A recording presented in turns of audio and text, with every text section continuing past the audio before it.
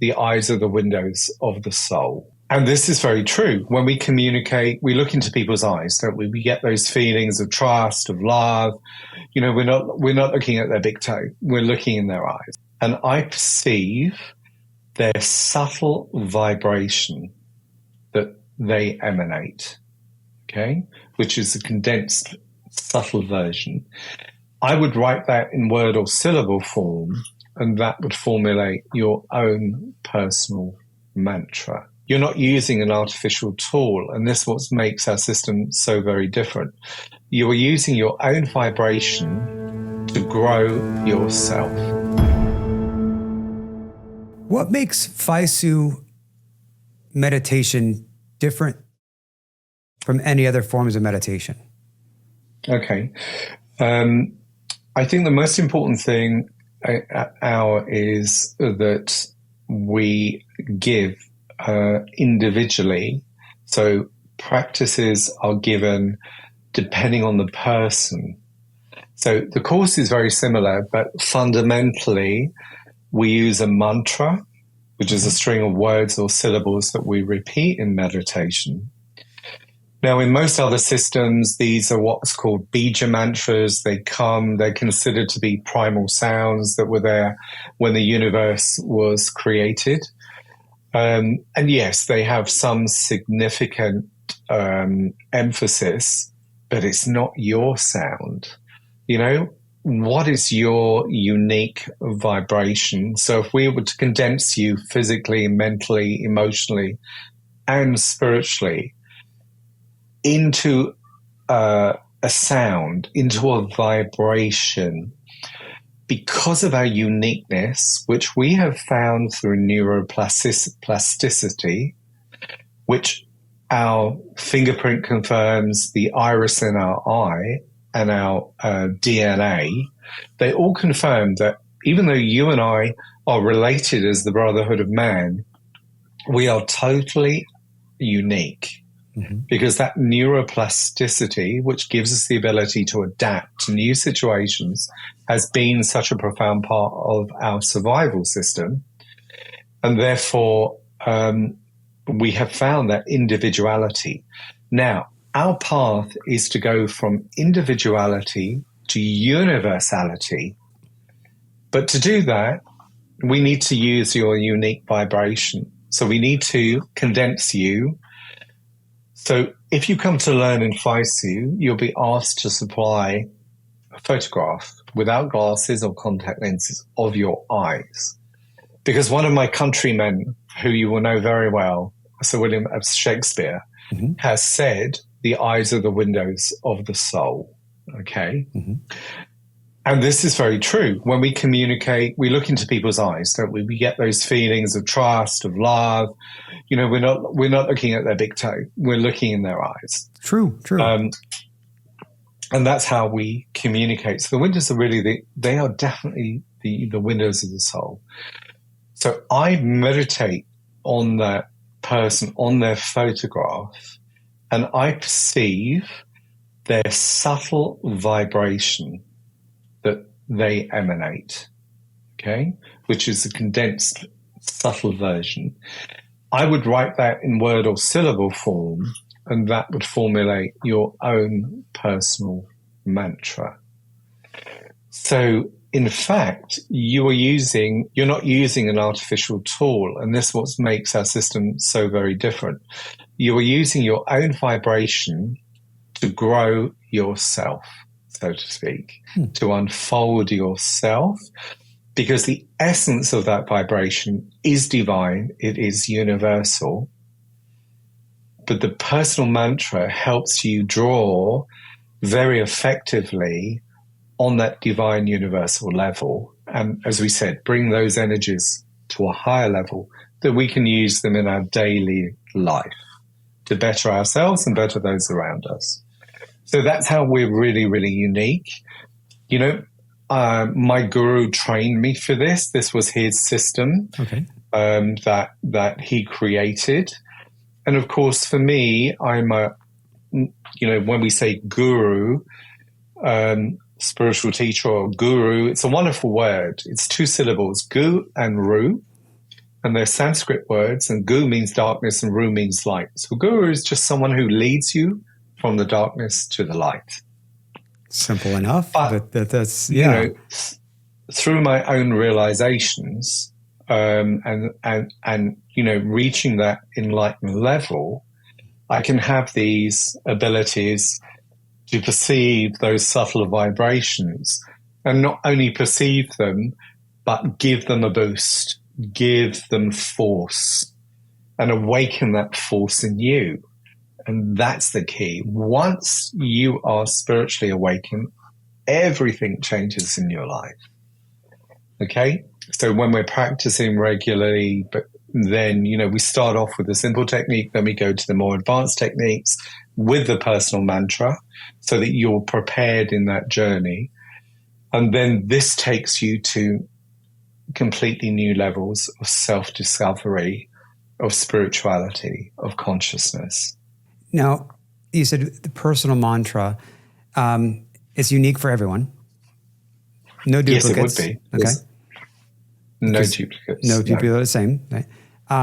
You mentioned your guru, and he devised this system, right? Yes. Where did his inspiration come from? How did he, you know, like, I'm just trying to understand as far as with his background and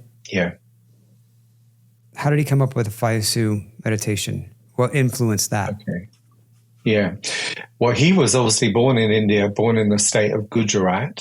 Okay. And transitioned to South Africa during the partition between Pakistan and India. And firstly, they went to Durban, and they settled there for a few months, but they ended up in Cape Town. And I really think he had to be there simply because of the apartheid regime that was there. He was definitely, like Nelson Mandela, a great light in the darkness down there. He was threatened with arrest continually because he spoke publicly about the unity of man, that color of skin didn't matter, that we're all, you know, related as the human race. And he was often threatened. And that's how I came to know him, because, as I said, I was a travel agent and I was asked to get his visas, because in those days, if you were a South African, because of apartheid, you need a visa for every country in the world except the UK because of the colonial links. So he went there, he started, he had a guru himself in India, a teacher, and he from a very early age had these realizations as a young teenager, and he wanted to just be a monk in the caves. And his guru said, no, this isn't for you. You have to go to the West. You have to teach Western people. You know, you have to bring your message to a Western audience. And that's what he strove to do. And believe you me, it wasn't easy.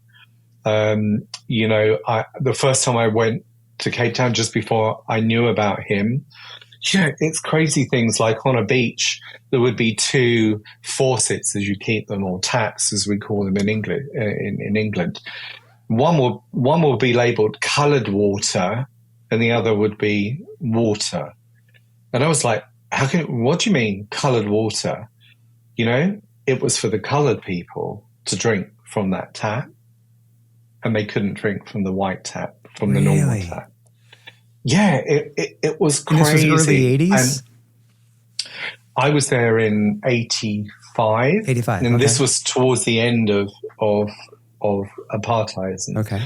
But yeah, all these conflicts, I mean, it's very confusing when you get there, because in fact we were breaking the law, because my wife was from Trinidad. She was considered coloured, and okay, she was partly mixed race. She was considered coloured and I was considered white. And you were not allowed to have relationships between coloured and white. It was breaking the law. You couldn't get married. You couldn't do anything. So in fact, we were there breaking the law officially.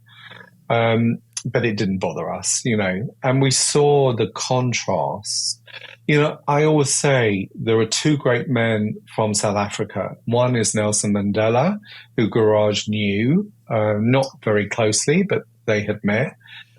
And Garage, because he brought these profound teachings to the world.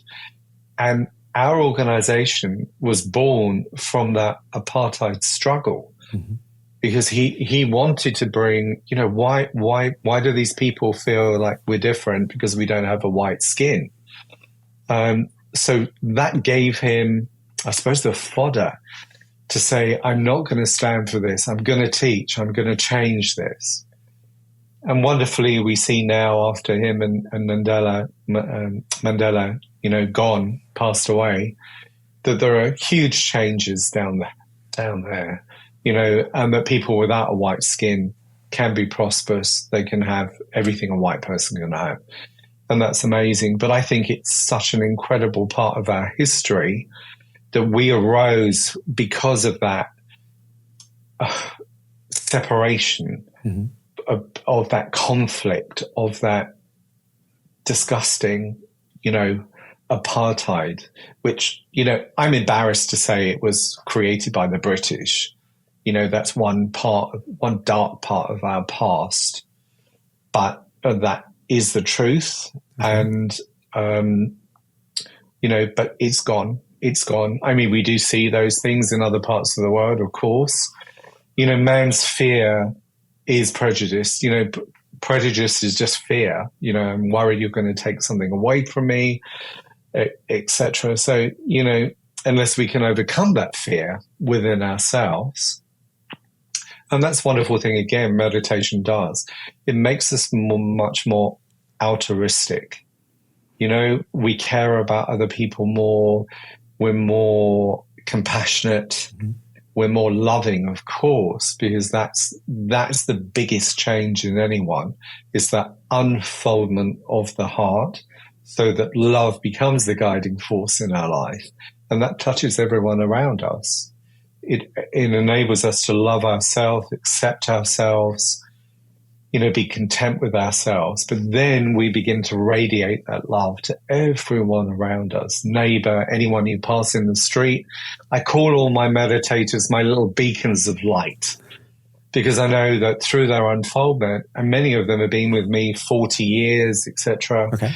And there are thousands of them around the world. And I see them as my beacons of light, shining love, shining consciousness, shining happiness, and helping to change the world.